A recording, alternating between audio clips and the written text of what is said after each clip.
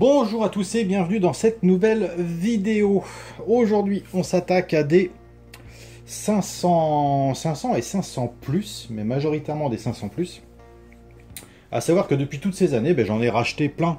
À l'époque où on pouvait encore les racheter à des prix raisonnables, j'ai acheté de la pièce détachée pour faire du spare, pour faire de la pièce de réparation. Et puis, voilà, j'en ai quelques boîtes. La plupart ont subi des coulures de piles.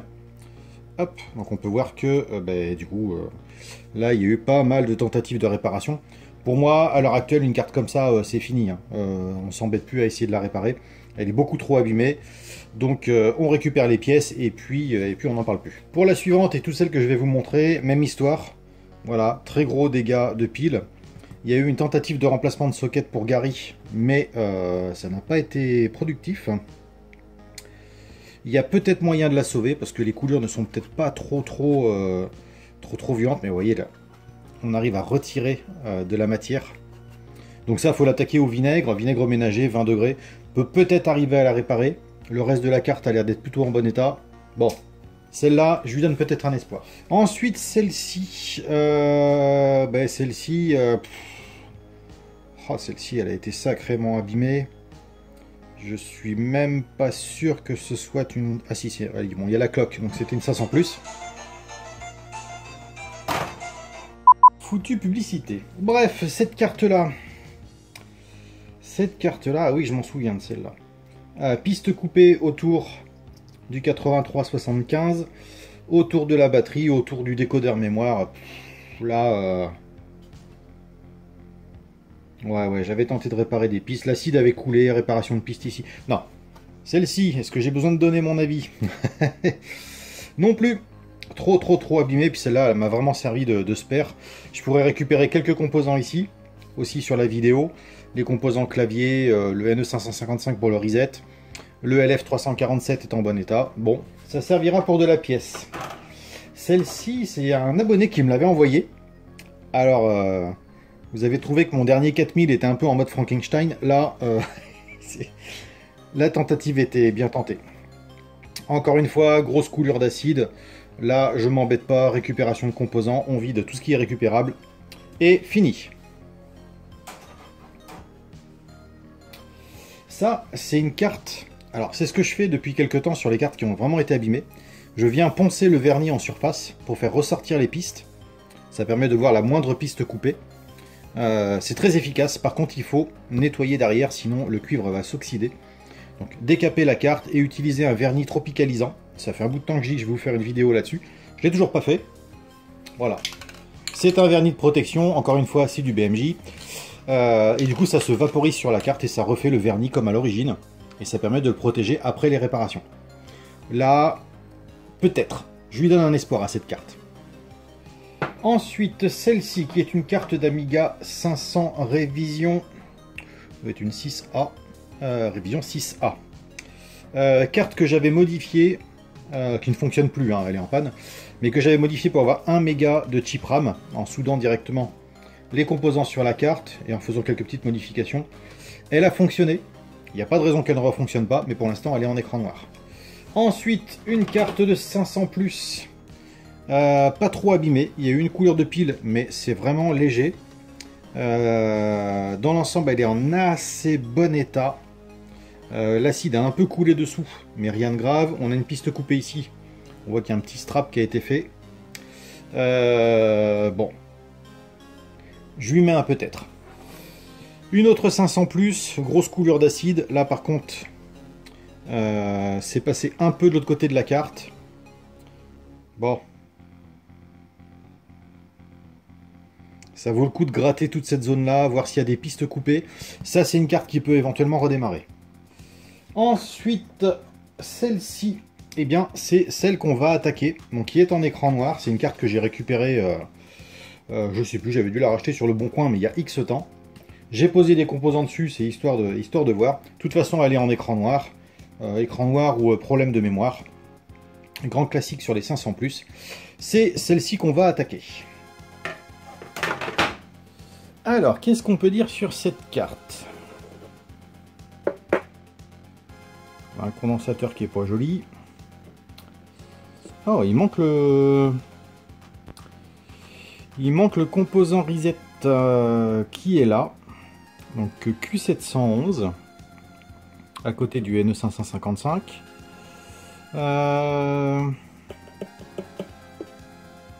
Ce sont des chips d'ancienne version.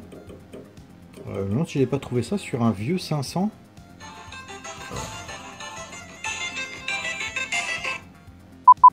Ça a pété un câble cette publicité. Ensuite,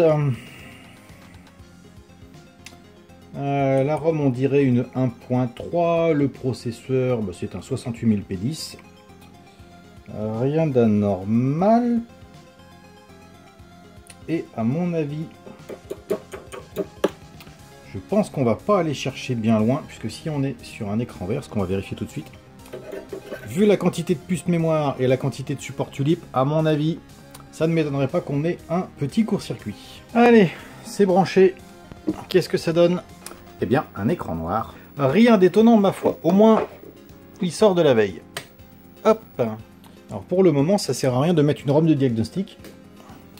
Parce que les premières choses qu'on va contrôler, c'est est-ce qu'il y a une fréquence au niveau du processeur, au niveau du quartz, est-ce qu'on la retrouve aux bons endroits, notamment au pied du quartz. Il me semble que c'est ici. Oula. Ok. Déjà, on a un 14 MHz qui sort. Non, j'ai des bêtises. Amiga 500 Plus, 7 MHz. Non, 14. On divise le quartz par 2. Le quartz c'est de 28, donc 14. Ensuite, on va l'avoir au niveau du processeur. C'est celui-là. Donc, le processeur a bien son 14 MHz. Est-ce que... que nous dit le reset? Alors, pour ça...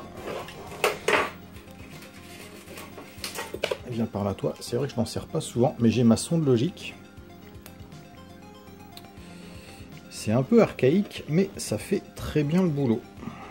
Alors, tac. C'est simple. En vert, ça signale un état bas. Si elle passe en rouge, ça signale un état haut. Je vais essayer d'en trouver un au pif.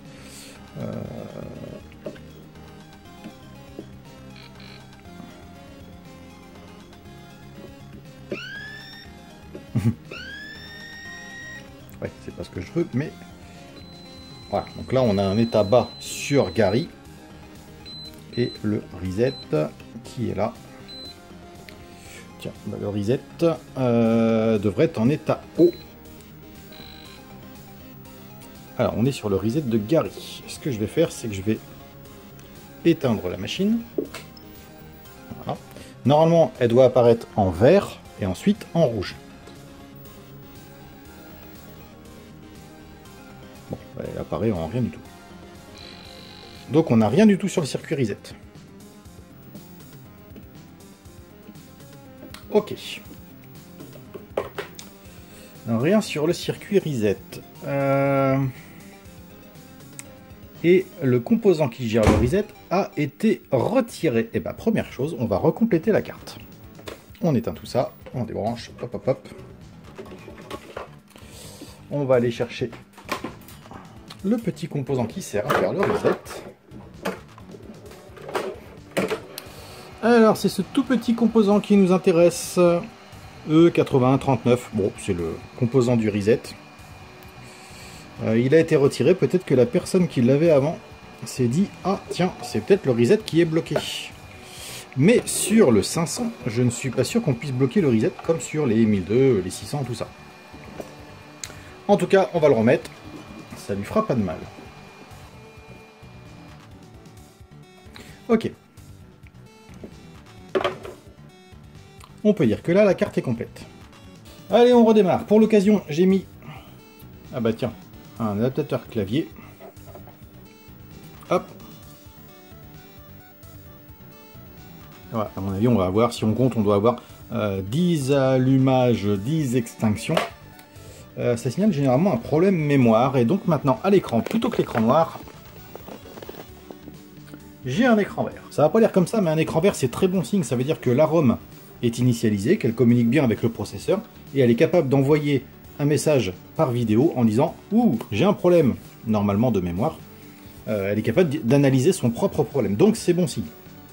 On n'est pas trop mal parti. Ça arrive aussi parfois quand le NE555 déconne.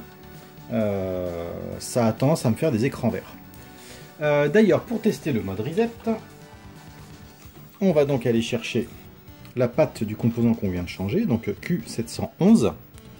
Et si je le mets à la masse, je vais essayer de faire en sorte que vous puissiez voir,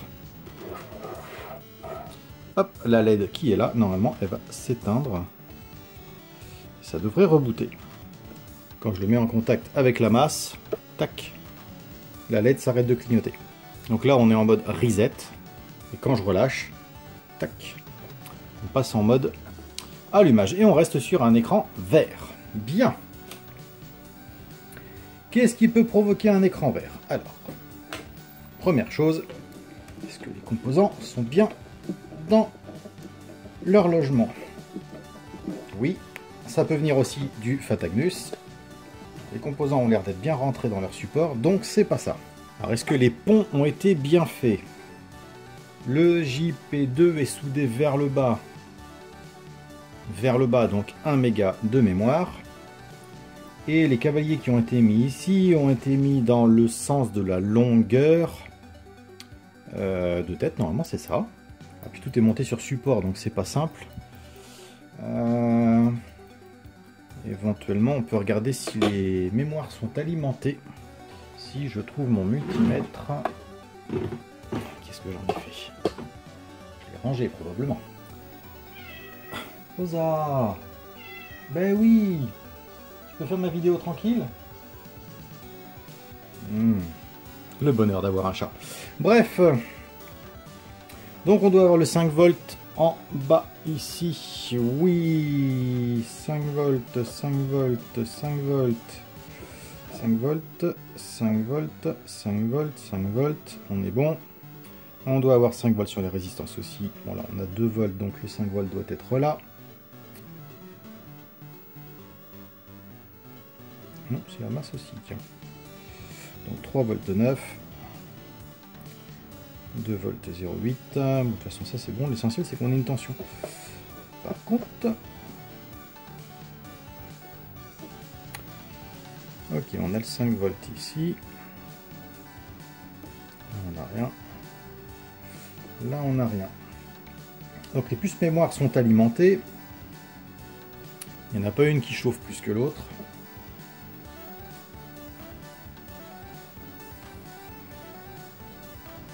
Je suis sûr que c'est un truc tout bête ça.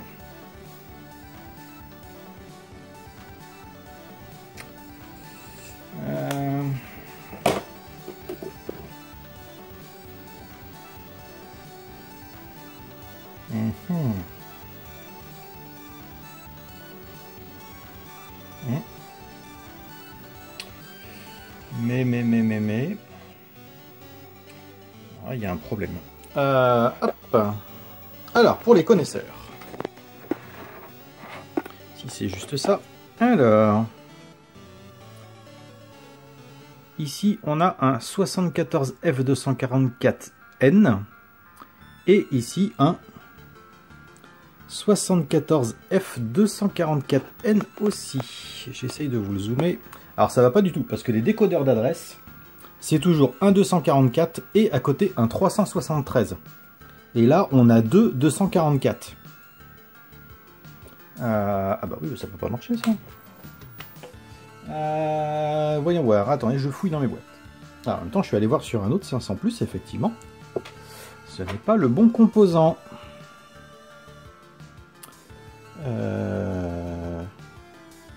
Oui, c'est 244 en premier et 373 en deuxième. Ça peut pas marcher.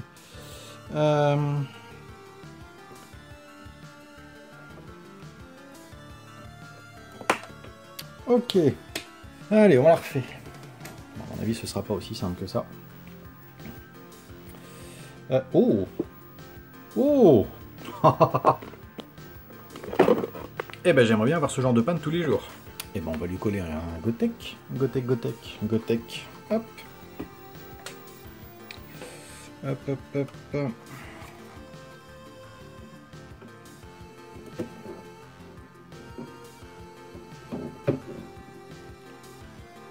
Hop. Alors, Amiga Test Kit. Oh, bah il boot. Oh, c'était juste ça. Ok. Bon, bah c'est super cool. On démarre sur l'Amiga Test Kit. Autant dire que là, il n'y a plus de problème. C'est un 500. Ah, j'ai pas été voir la mémoire. Alors, je viens de brancher une souris. La souris est reconnue. Mémoire 1 méga de chip. Donc, c'est ça. C'est ça, c'est ça. Ah ben, alors.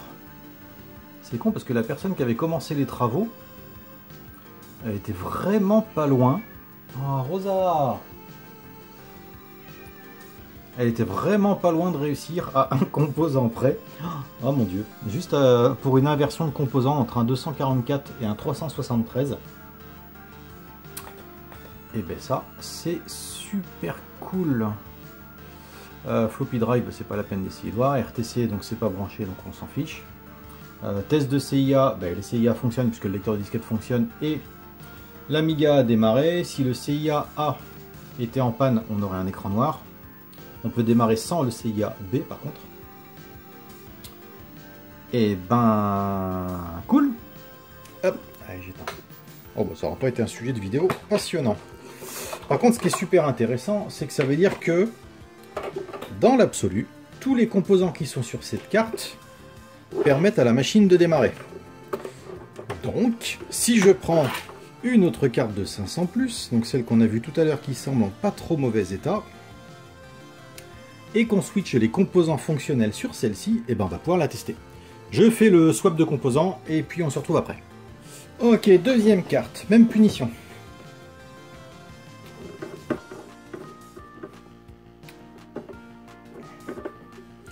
Gary est bien en place.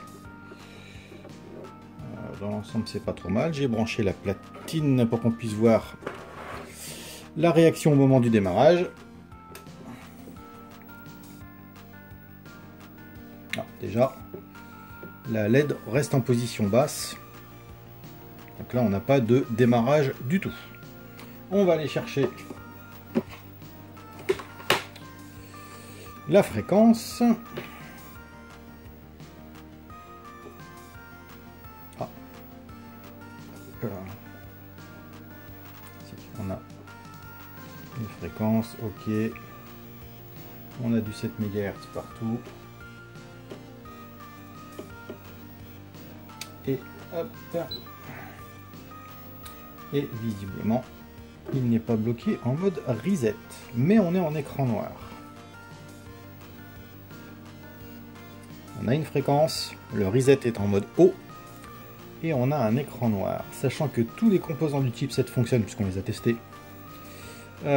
Sur l'autre avant, alors on va fouiller.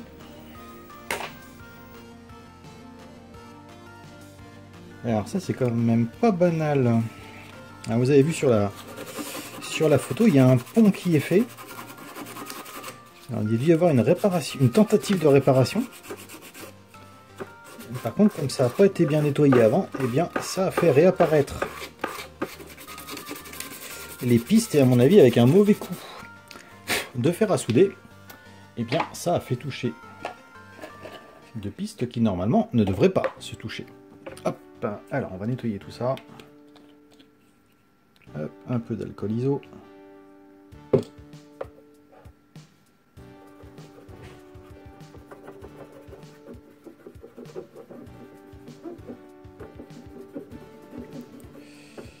Alors, je crois que j'ai fait sauter le petit pont. On va contrôler les pistes parce qu'à mon avis, il y a des chances qu'elles ne soient pas très belles.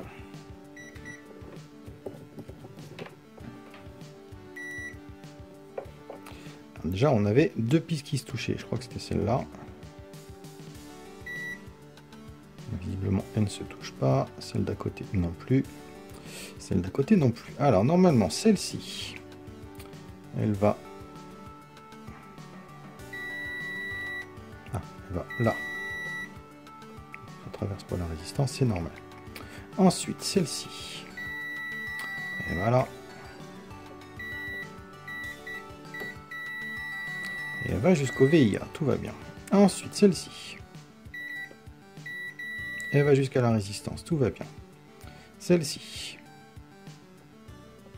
Alors, si je me souviens bien, celle-là, soit elle apparaît de l'autre côté de Gary. C'est ça. Donc on est bon. Ensuite, on a normalement celle-ci qui va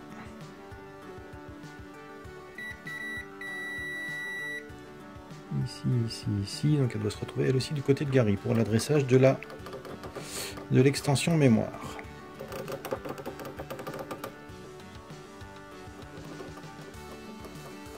Ah. On dit qu'elle est là.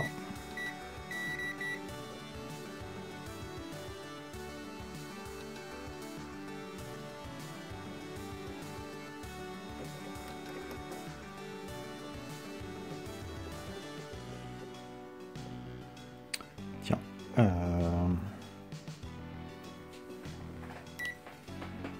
Si je prends un autre 500+, celui qu'on vient d'utiliser, moi j'aurais bien dit que ça correspondait, genre celle-ci.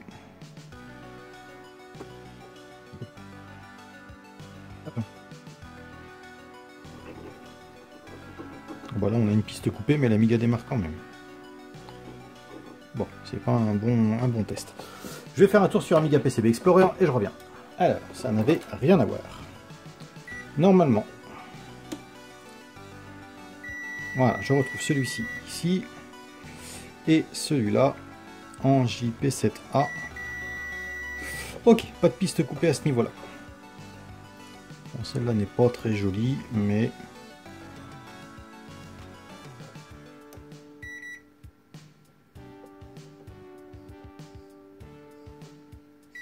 ah, ça passe pas.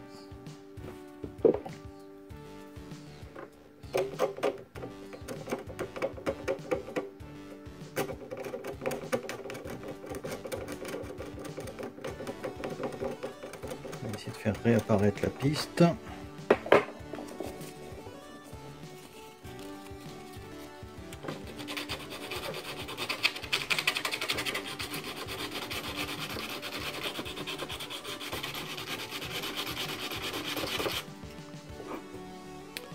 Un petit coup d'alcool iso.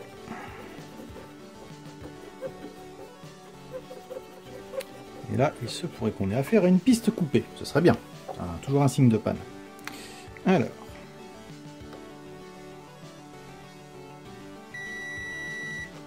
Et ben, on a une piste coupée ici. Ah, ça me plaît ça. Donc la piste coupée, elle est entre ce VIA là et la résistance qui est là. Et à mon avis, c'est ce tout petit bout là qui est coupé. Donc là, c'est très simple. Hop, une petite station. Le temps qu'elle sorte de la veille, on va préparer le terrain. Pour ça, on va utiliser du flux. Je vais utiliser un flux en pâte. Ça ne lui fera pas de mal. Je vais utiliser un petit brin de cuivre. Est-ce que j'en ai un sous la main? Hop là. Ok. Hop, on amène l'étain.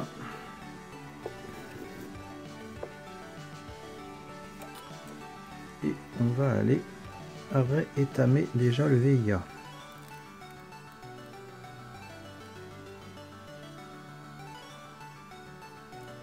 Qui n'est franchement pas chouette, autant vous le dire. Mais au moins il est réétamé. Alors, on va choper le fil de cuivre et on va essayer de le placer à l'intérieur. D'accord. Un petit peu d'étain pour consolider.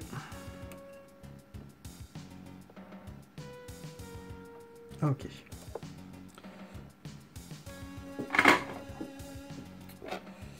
Ensuite, on va emmener le petit fil jusqu'à la résistance.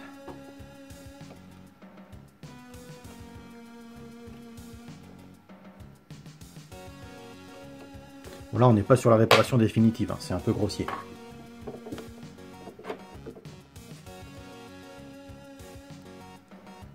Et je fais suivre sur toute la piste pour être sûr d'avoir un bon contact. On nettoiera après. Hop, là par toi.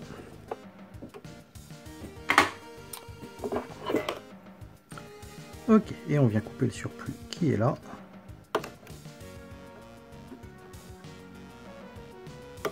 Tac. Bien évidemment, après ça, on va contrôler que la piste ne soit pas en court-circuit avec celle-ci, puisqu'elle passe tout près. Non. Et donc là, on a un contact qui passe. Alors, on va remettre Denise et le CIA B, puisque je les ai retirés. L'Amiga peut démarrer sans, donc je les ai retirés au cas où il poserait problème. Hop, 85-20. Tac. J'ai rien oublié, juste une petite piste de réparer. Et ben go. Hop. Oh. Ah bah vous la voyez pas. Ah, je recommence. Hop là. Donc la LED Power. Je pense que vous entendez à ma voix que je souris. Changement d'état, bing, lecteur de disquette. Et boum, on est sur de la 1.3. Je mets un lecteur de disquette, je branche une souris et on recommence. Bon, bah, j'ai pas de lecteur de disquette. Il refuse de démarrer. Donc il y a un petit problème ailleurs. Par contre, est-ce qu'il est alimenté? Oui, il est alimenté. Le 85-20 est à sa place. Qu'est-ce qui peut lui poser problème? Allez, on y retourne. Ouais, c'est sûr qu'en branchant la nappe du bon côté, ça marche mieux. Comme quoi, ça arrive à tout le monde. Alors, on doit avoir 1 méga de mémoire. On a bien 1 méga de mémoire. Ok, tout va bien. Tiens, on peut même faire un test audio, ce que je n'ai pas fait sur d'autres. Hop, allez, test audio. Désolé, vous êtes un peu en biais, mais j'utilise un autre pied. Ok, ce qui nous intéresse, c'est ça. Bon, là, à l'oreille, on sait que c'est bon. Hein, on a tous les canaux ont le même son. L'addition laisse sur la même tonalité, mais juste plus fort. Voilà, on est sur du 10 kg. Ok. Et ben voilà. Bon. Allez, 2 Amiga de 500 plus de sauvés en quoi? En même pas une heure. D'autant plus que je ne sais plus lequel des deux c'est. Mais il y a quelques années, en fait, j'ai une personne qui me contacte et qui me dit bah, mon 500 plus est tombé en panne. Et je dois absolument aller à un événement. Je sais plus lequel c'était. C'était une démo partie ou une Amiga partie. Et du coup, il fallait absolument son 500 plus. Donc il me l'envoie. Et j'y ai passé tout un temps. Enfin, j'avais à peu près, je sais plus, une semaine pour le faire. Et du coup, j'ai pas réussi. Donc j'ai dit bah écoute, je démonte mon 500 plus. Je t'envoie ma carte mère et je me débrouillerai avec la tienne. On s'arrange comme ça, quoi. Lui a pu faire sa démo. Et puis moi, je n'avais pas réussi à démarrer sa carte. Mais je me souviens plus de laquelle il s'agissait. C'est une de ces deux-là, en tout cas. Donc là, du coup, première chose à faire, être sûr que les composants amovibles soient fonctionnels. Deuxième chose, être sûr de trouver la fréquence du processeur. Être sûr que le quartz fonctionne. Ça, c'est une des premières choses. Ensuite, bah, que l'Amiga ne soit pas bloqué en état bas au niveau du reset. Donc là, c'était pas le cas. Et puis après, bah, je dirais que quand la carte n'est pas trop abîmée, les VIA. Et on a pu le voir sur... voilà, c'est la 4e machine que je sauve grâce à ça. La première chose à contrôler, c'est les VIA, c'est les continuités. Je dirais que dans toute ma période de réparation, qui s'étale quand même sur un peu plus d'une dizaine d'années maintenant, très rarement, je dirais moins de 10% des cas, c'est un des chipsets qui est HS. Je ne compte pas la ROM dans le tas, puisque j'ai des ROM qui sont défectueuses. C'est pour ça qu'après j'utilise des diagrammes. Mais dans l'ensemble, processeur cramé, j'en ai très peu eu. CIA cramé, par contre, oui, j'en ai déjà eu. Ça m'est déjà arrivé, dû à des surtensions ou à des faux contacts. Mais après, des Gary et des Pola grillés, j'en ai pas. J'en ai pas eu, bon, j'ai eu de la chance. Donc, très souvent, il faut aller chercher du côté des VIA et des connexions qui peuvent être coupées. Bon, bah maintenant, on va refaire ça au propre. Nettoyer, vernir. Et peut-être qu'on aura dans une prochaine vidéo l'installation d'un méga chip sur un 500 plus pour avoir 2 mégas de chip RAM. Allez, on nettoie ça. Alors, qu'est-ce qu'on peut dire là-dessus? On va commencer par enlever le surplus d'étain. Voilà, faut enlever le surplus, mais pas trop en enlever non plus, puisque après on risque de bousiller le contact. Ce serait dommage. Je dis maintenant que la panne est isolée, on s'en fiche un peu. On va refaire la soudure à côté de la résistance. Enfin, sur la patte de la résistance.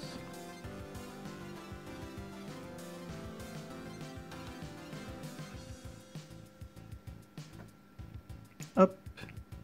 Voilà. Hop, on reprend de l'alcool iso. On nettoie tout ça proprement. Voilà, maintenant que tout est propre,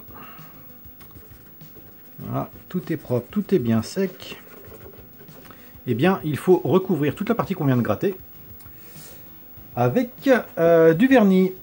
Vernis que j'ai rangé, bien évidemment. Ah, où est-ce que je l'ai rangé? Il est là. Hop là. Hop.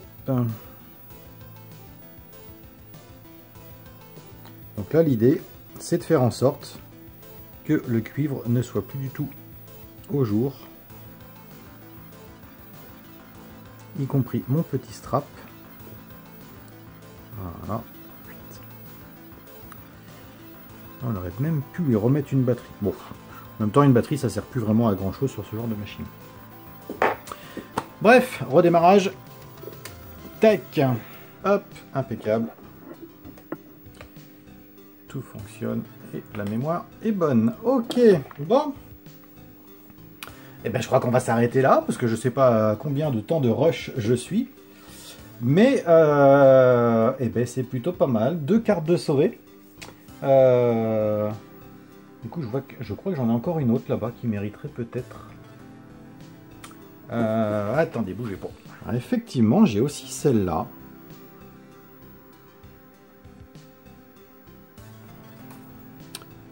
Et vu l'état, je ne suis pas sûr que ce soit une carte de 500 plus. À mon avis, c'était une révision 8A qui était montée en 500. Parce qu'il n'y a vraiment pas de trace de coulure de pile. Elle est relativement complète. Oh bah on se réserve ça pour une autre vidéo. Voilà, bon, c'était une petite vidéo de réparation d'Amiga 500+, je suis content, ça en fait 2 de sauvés. Maintenant il va falloir trouver les composants pour les compléter, parce que je les ai pas forcément tous. Mais du coup c'est une très très bonne nouvelle. Et puis bah, je pense qu'on va se quitter là-dessus. Je vais me faire un petit café, je vais monter la vidéo. Et puis bah, on se retrouve peut-être demain si j'ai du temps, puis on essaiera d'en sauver une deuxième. Allez, ciao!